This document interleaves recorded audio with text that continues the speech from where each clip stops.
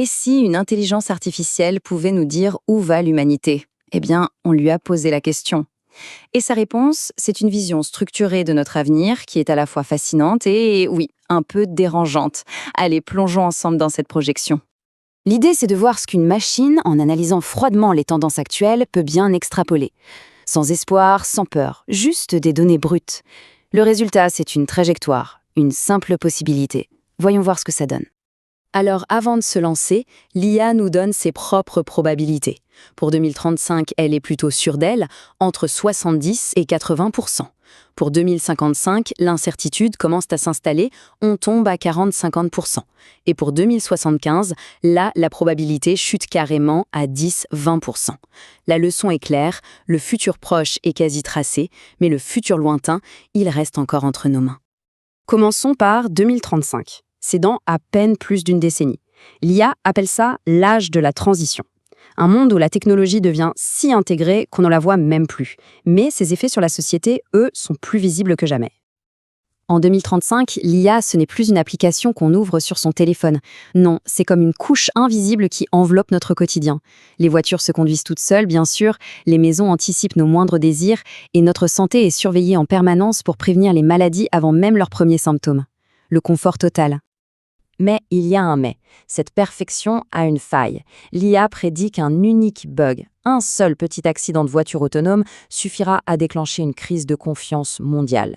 Et là, la question se posera brutalement. Est-ce qu'on a délégué beaucoup trop de pouvoir aux machines? Et cette dépendance, justement, crée la grande fracture sociale de l'époque. La société se divise en deux. D'un côté, il y a une élite qui conçoit et contrôle les algorithmes, et de l'autre, une immense majorité qui vit dans un confort matériel total, c'est vrai, mais dont la vie est subtilement guidée, voire contrôlée par ces mêmes algorithmes. Les conséquences sont profondes. Beaucoup de métiers ont tout simplement disparu. La valeur se déplace alors vers ce que la machine ne peut pas imiter. La créativité, l'empathie, la connexion humaine. La vie privée financière, elle, s'efface avec les monnaies numériques traçables.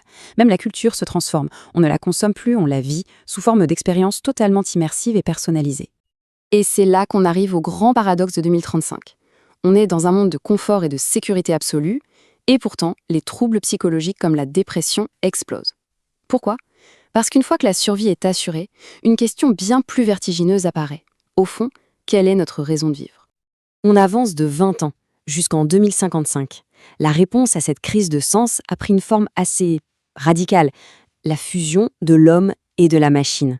La frontière entre la biologie et la technologie s'efface, et la définition même de l'humain est complètement remise en question.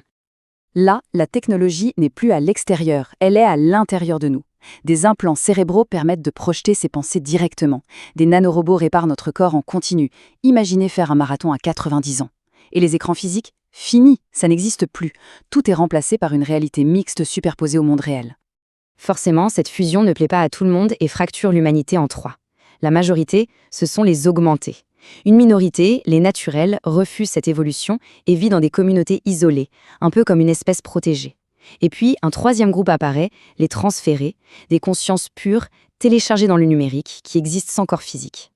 Dans ce monde-là, l'économie telle qu'on la connaît est tout simplement morte. Les besoins matériels sont tous comblés par l'automatisation. La seule chose qui est devenue rare et donc précieuse, c'est ce qui ne peut être ni copié ni automatisé. L'expérience unique, l'émotion brute, l'exploration de l'inconnu. On entre alors dans la crise existentielle de 2055.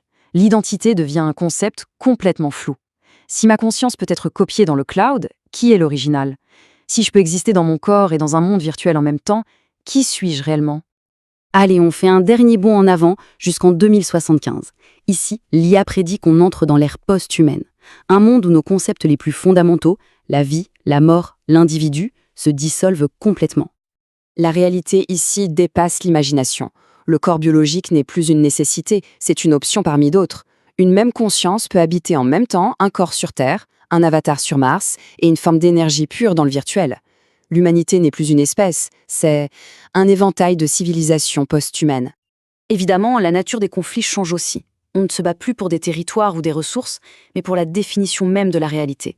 Ce sont des guerres ontologiques, des conflits entre différentes manières d'exister. Dans ce futur, la nourriture, l'énergie, le logement, tout ça est gratuit, ça coûte zéro. Tout est pris en charge par des systèmes automatisés. La seule économie qui reste, c'est l'économie du sens. La quête de beauté, de connaissance ou de spiritualité devient le nouveau moteur de la civilisation. Et pourtant, au milieu de toute cette perfection digitale, une sorte de nostalgie émerge, une quête pour l'imperfection. On se met à rechercher l'art brut, créé par une main humaine, non pas malgré ses défauts, mais pour ses défauts, parce qu'ils sont la signature de l'authenticité. Et c'est peut-être ça la clé pour comprendre 2075.